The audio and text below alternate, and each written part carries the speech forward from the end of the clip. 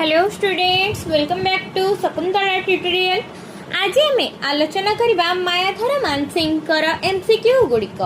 मायाधर मानसिंह केबे जन्म ग्रहण करथिले, केबे मृत्युवरण करथिले, केउ स्थान रे तांकर जन्म होइतिला एवं तांकर रचित ग्रंथ पुस्तक मान कोन कोन रहिछि से विषय रे आसंतु आलोचना करबा।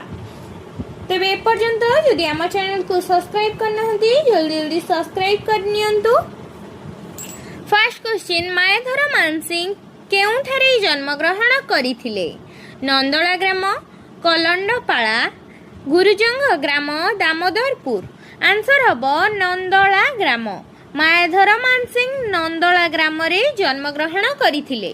केबे जन्म ग्रहण करथिले? 1905 मसीह रे जन्म ग्रहण करथिले।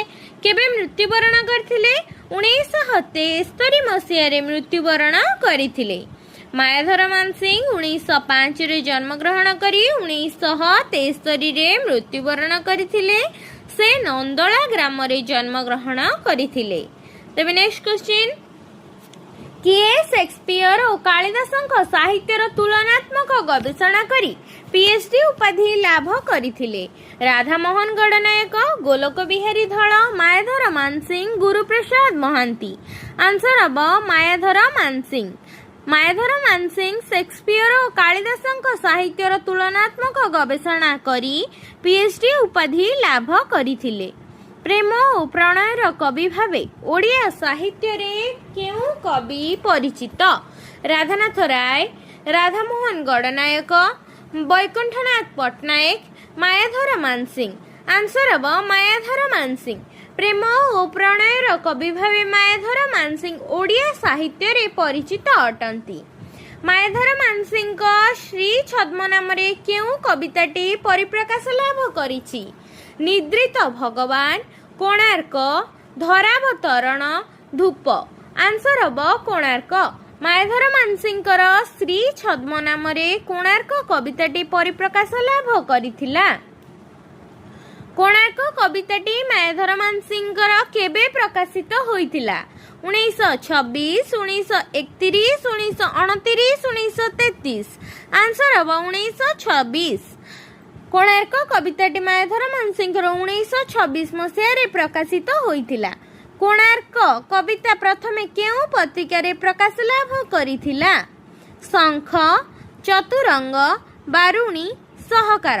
आंसर हबो बारुणी। कोणार्क कविता प्रथमे बारुणी पत्रिका रे प्रकाश लाभ करिथिला।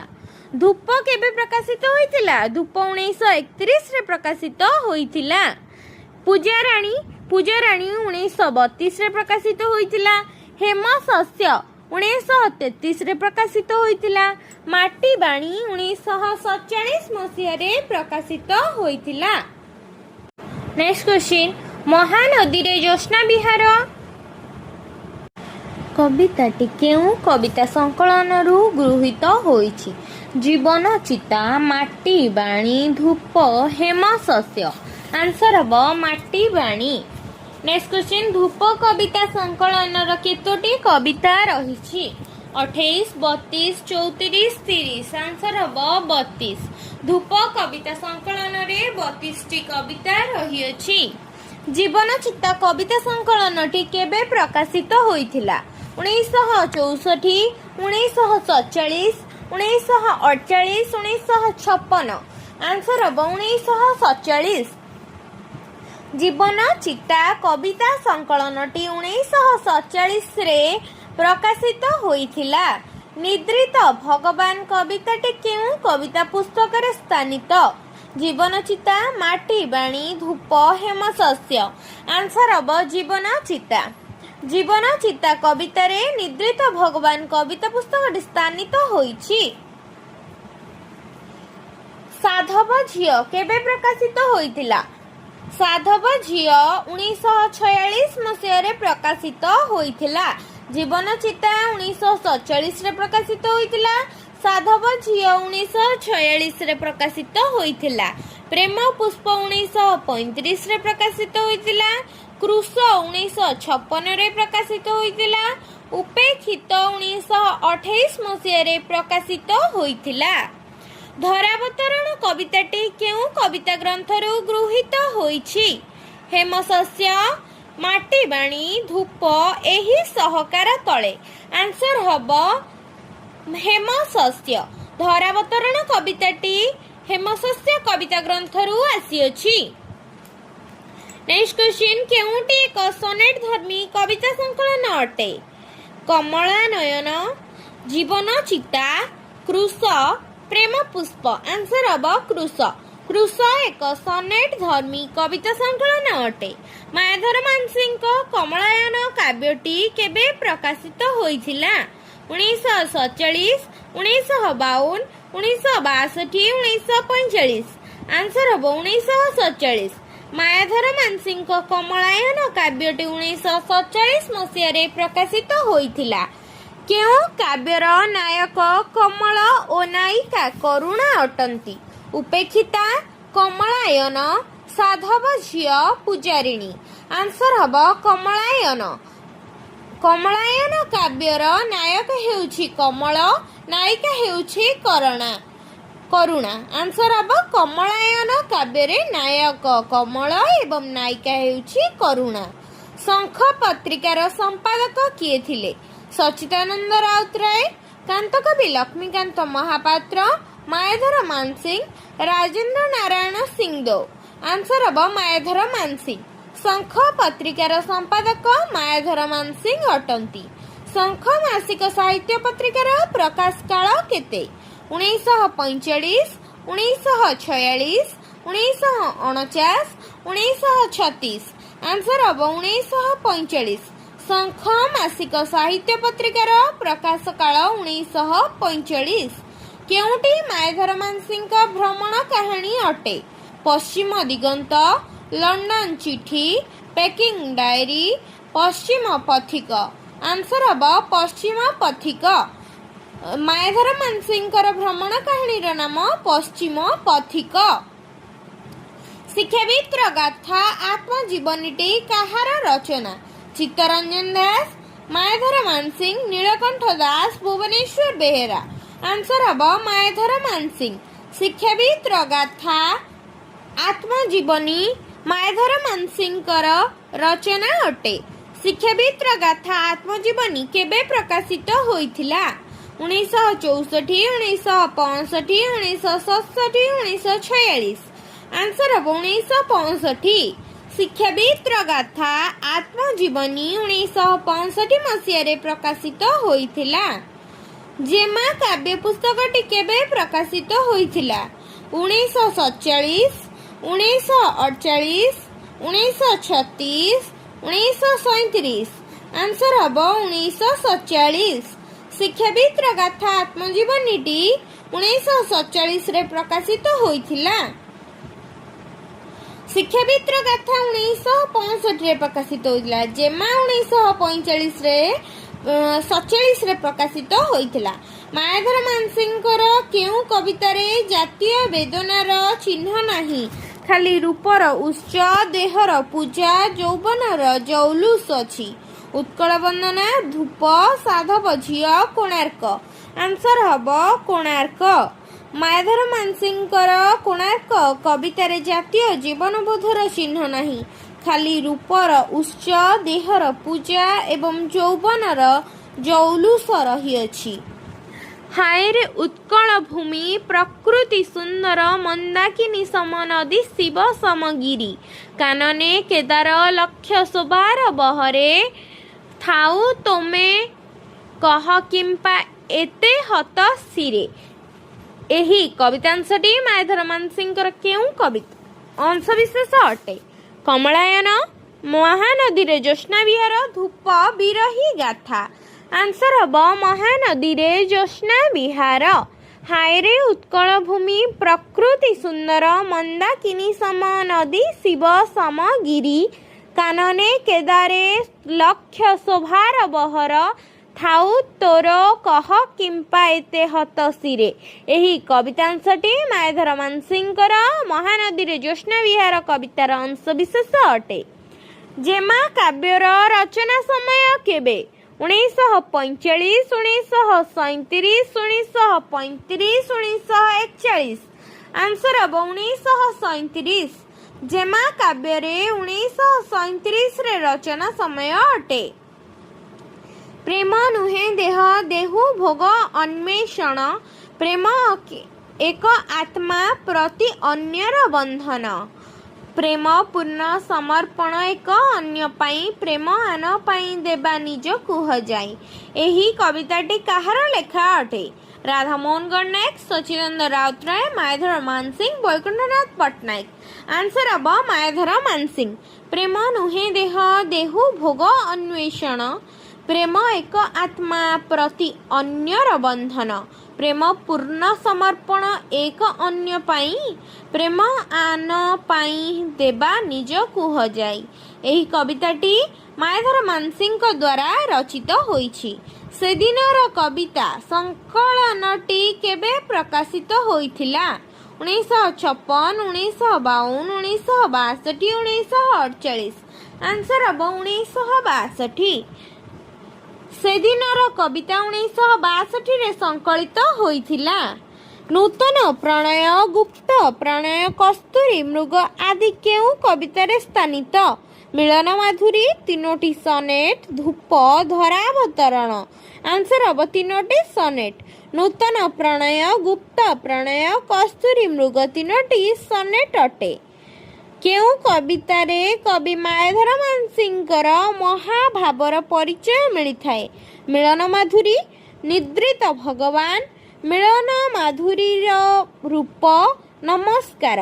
आंसर हम केवल मिलन माधुरी। मिलन माधुरी कवितारे कवि मायाधर मानसिंहकर महाभावर परिचय मिलिथाए। धूप कविता संकलनर प्रथम कवितार नाम कौन? पल्ली संध्या, बंदिनी प्रिया, माटीर सतीत्व, तरुण कबीर आशा। आंसर हम तरुण कबीर आशा। धूप कविता संकलनटी प्रथम कविता संकलनर नाम हेउची तरुण कबीर आशा। पाखरे थांता से रस कविता, चिर यौवन प्रणय गीता, प्रेयसी गांता चुम्बंती मुख पुरांता बुकु। एही कविताटीर स्रष्टा किए? मायाधर मानसिंह। पाखरे थांता से रस कविता, चिर यौवन प्रणय गीता, प्रेयसी गांता चुम्बंती मुख पुरंता बुकु।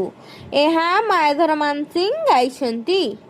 देव शिशु चले नर कर अभिसार, भगवान तुमे निद्रित केउंठारे। एही कवितांशटीर रचयिता किए? मायाधर मानसिंह। बधू प्रवेश, जुगल जीवन, प्रेम स्पर्श एवं देह स्नेह आदि केउ कविता पुस्तक स्थानित? हेमशस्य, प्रेम पुष्प, धूप, माटीवाणी। आंसर हम हेमशस्य। बधू प्रवेश, जुग जीवन, प्रेम शस्य एवं देह स्नेह आदि हेमशस्य पुस्तक स्थानित। प्रेम की थरे आसी थर के हुए शेष, जन को देले संपी न रहे अवशेष, प्रेमर परिमाप। एही पद्यांशटी मायाधर मानसिंहकर केउ कवितारू गृहीत? हेमशस्य, प्रेम पुष्प, धूप, पूजारिणी। आंसर हम धूप। प्रेम की थरे आसी थर के हुए शेष, जन को देले संपी न रहे अवशेष, धूप कवितारू आसीअछि। Next question. अयुत अयुत जन्म बिताई पुणी गो पुरुणा धरणी तले, जन्म की आमे जुगल पराण, मानव शरीर मानव घरे। विरही गाथारू आसीछि। विरही गाथाटी केउ कविता संकलन रे स्थानित होईछि? हेमशस्य कविता संकलन रे स्थानित होईछि। नाना धर्म, नाना शास्त्र, नाना दर्शन, पढ़ी मात्र भाराक्रांत कली मोर शिरे, कस्तूरिका मृग सम भ्रांत अन्वेषण, करी मु फेरिछि शेष तब सन्निध्यरे। एही कवितांशटी मायाधर मानसिंहकर केउ कविता पुस्तकरू गृहीत होईछि? जीवनचिता, अक्षत, कृश, उपेक्षिता। आंसर हम अक्षत। नाना धर्म, नाना शास्त्र, नाना दर्शन, पढ़ी मात्र भाराक्रांत कली मोर शिरे, कस्तूरिका मृग सम भ्रांते अन्वेषण, करी मु फेरिछि शेष तब सानिध्यरे। ଅକ୍ଷତ କବିତାଂଶରୁ ମାୟାଧର ମାନସିଂଙ୍କର ଏହି କବିତାଟି ସଂଗୃହୀତ ହୋଇଛି। ଚନ୍ଦ୍ରମା ଉଠିଛି ଊର୍ଧ୍ୱେ ବିରାଟ ଧରଣୀ ନୀରବ ନିସ୍ତବ୍ଧ ଶାନ୍ତ ମହାନଦୀ ଜଳ କ୍ଳାନ୍ତ ଶିଶୁ ସମ ଶାନ୍ତ ଉଜ୍ଜ୍ୱଳ ରଜନୀ ପକ୍ଷପାତି ଅବରିଛି ନଭ ଜଳ ସ୍ଥଳ। ଏହି ପଦ୍ୟାଂଶଟିର ସ୍ରଷ୍ଟା କିଏ? ମାୟାଧର ମାନସିଂ। ଏହି ସହକାର ତଳେ କବିତାର ରଚୟିତା କିଏ? ମାୟାଧର ମାନସିଂ। ପିତା ମୋର ବାଲ୍ୟକାଳେ ଦେଇଛନ୍ତି କରି ଆର କେ ବାଳିକା ସହ ପରିଣୀତ ମତେ। ଏହି କବିତାଂଶଟି ମାୟାଧର ମାନସିଂଙ୍କର କେଉଁ ପୁସ୍ତକରୁ ଉଦ୍ଧୃତ? ଉପେକ୍ଷିତା। ରବୀନ୍ଦ୍ରନାଥଙ୍କ କାବ୍ୟ ଉପେକ୍ଷିତାର ଭାବଧାରା ଦ୍ୱାରା ଅନୁପ୍ରାଣିତ ହୋଇ ମାୟାଧର ମାନସିଂ କେଉଁ ପୁସ୍ତକ ରଚନା କରିଛନ୍ତି? ଉପେକ୍ଷିତା, ହେମଶସ୍ୟ, ସାଧବ ଝିଅ, ପ୍ରେମ ଶସ୍ୟ। ଆନ୍ସର ହେବ ଉପେକ୍ଷିତା। ରବୀନ୍ଦ୍ରନାଥଙ୍କ କାବ୍ୟ ଉପେକ୍ଷିତା ଭାବଧାରା ଦ୍ୱାରା ଅନୁପ୍ରାଣିତ ହୋଇ ମାୟାଧର ମାନସିଂ ଉପେକ୍ଷିତା କାବ୍ୟ ପୁସ୍ତକ ରଚନା କରିଛନ୍ତି। ମାୟାଧର ମାନସିଂଙ୍କ କେଉଁ କ୍ଷୁଦ୍ର କାବ୍ୟଟିର ନାଗେନ୍ଦ୍ର ଜେମା, ଉଲୁପି ଓ ଅର୍ଜୁନଙ୍କ ପ୍ରଣୟ କାହାଣୀ ରୂପାୟିତ ହୋଇଛି? ସାଧବ ଝିଅ, କମଳାୟନ, ଶୁଭ ଦୃଷ୍ଟି, ପୂଜାରିଣୀ। ଆନ୍ସର ହେବ ଶୁଭ ଦୃଷ୍ଟି। ମାୟାଧର ମାନସିଂଙ୍କ ଶୁଭ ଦୃଷ୍ଟି କାବ୍ୟଟିରେ ନାଗେନ୍ଦ୍ର ଜିମା, ଉଲୁପି ଓ ଅର୍ଜୁନଙ୍କ ପ୍ରଣୟ କାହାଣୀ ରୂପାୟିତ କରିଛନ୍ତି। ଶୁଭ ଦୃଷ୍ଟି କାବ୍ୟଟି କେବେ ପ୍ରକାଶିତ ହୋଇଛି? 1930, 1946, 1932, 1947। ଆନ୍ସର ହେବ 1930। ଶୁଭ ଦୃଷ୍ଟି କାବ୍ୟଟି 1930ରେ ପ୍ରକାଶିତ ହୋଇଛି। ସତ୍ୟବାଦୀର ସାକ୍ଷୀ ଗୋପାଳ ଓ ସେଇ ଗ୍ରାମର ବ୍ରାହ୍ମଣ କନ୍ୟା ଲକ୍ଷ୍ମୀର କାଳ୍ପନିକ ଲୋକପ୍ରଚଳିତ ପ୍ରେମ କାହାଣୀ କେଉଁ କାବ୍ୟ ନାଟକର ପୃଷ୍ଠଭୂମି? ସାଧବ ଝିଅ, ଉପେକ୍ଷିତା, ପୂଜାରିଣୀ, କମଳାୟନ। ଆନ୍ସର ହେବ ପୂଜାରିଣୀ। ସତ୍ୟବାଦୀର ସାକ୍ଷୀ ଗୋପାଳ ଓ ସେଇ ବ୍ରାହ୍ମଣ କନ୍ୟା ଲକ୍ଷ୍ମୀର କାଳ୍ପନିକ ଲୋକପ୍ରଚଳିତ ପ୍ରେମ କାହାଣୀ ପୂଜାରିଣୀ କାବ୍ୟ ନାଟିକାର ପୃଷ୍ଠଭୂମି। କାହିଁ ଥିଲ ତମେ ଆଉ ମୁହିଁ ଥିଲି କାହିଁ, ଦୁଇ ଅଜ୍ଞାତରେ ଆଣିକେ ଦେଲା ମିଶାଇ, ସୁଧା ଉତ୍ସଏ ଜଗତେ ପ୍ରୀତିର ବନ୍ଧନ, ଛାତିରେ ଲଗାଏ ଆଣି ଦୂର ପରଜନ। ଏହି ପଦଟି କେଉଁ କାବ୍ୟର ଅଂଶବିଶେଷ? କମଳାୟନ। ସନ୍ଧ୍ୟା ହେଲା ଏବେ ଆକାଶ ଅଗଣାରେ, ଲାଗିଲେ ଦେବ ବାଳା ପ୍ରଦୀପ ଜାଳିବାରେ, ରଜନୀ ନାରୀ ଏବେ ଆକାଶ ବିଲବାଡ଼ି, ଆସିଲା କଳା ତାର ବସନ ପଥେ ପାରି। ଏହି କବିତାଂଶଟି ମାୟାଧର ମାନସିଂଙ୍କର କେଉଁ କବିତାରୁ ଗୃହୀତ? ତରୁଣ କବିର ଆଶା, ଏଇ ସହକାର ତରଳ, ପଲ୍ଲୀ ସନ୍ଧ୍ୟା, କୋଣାର୍କ। ଆନ୍ସର ହେବ ପଲ୍ଲୀ ସନ୍ଧ୍ୟା। ମାୟାଧର ମାନସିଂଙ୍କ ଓଡ଼ିଆ ସାହିତ୍ୟର ଇତିହାସ ପୁସ୍ତକଟି କେବେ ପ୍ରକାଶିତ? 1960, 1965, 1962, 1966। ଆନ୍ସର ହେବ 1962। ସେକ୍ସପିୟରଙ୍କ ଲିଖିତ ଓଥେଲୋ ନାଟକ ଓଡ଼ିଆ ରୂପାନ୍ତର କିଏ କରିଥିଲେ?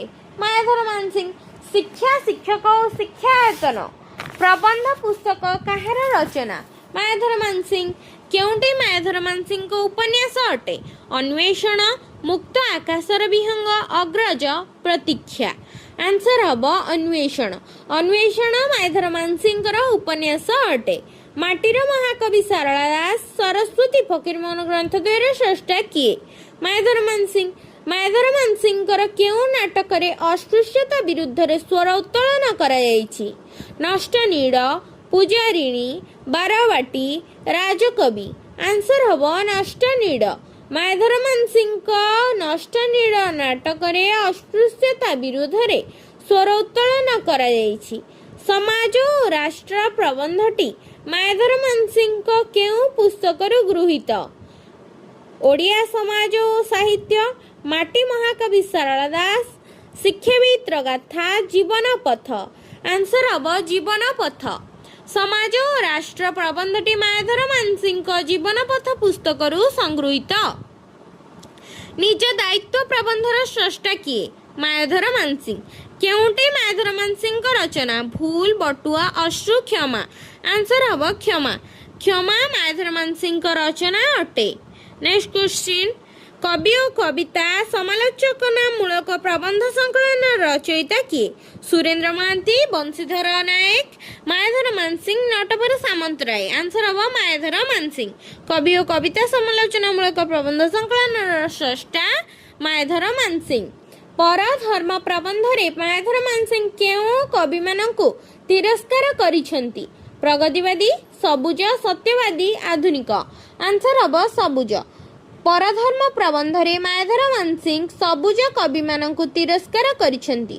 तेबे आजिर आलोचना रे आमे मायाधर मानसिंह का संपर्क रे आलोचना कले। नेक्स्ट क्लास रे राधामोहन गणनायक संपर्क रे आलोचना करिबा। जदि वीडियोटी भलो लागि थाए लाइक शेयर सब्सक्राइब करिवे एवं कमेंट माध्यम रे जणाइबे वीडियोटी किपरि लागिला एवं नेक्स्ट आमे कहा ऊपर आलोचना करिबा से विषय रे निश्चिंत जणाइबे। धन्यवाद।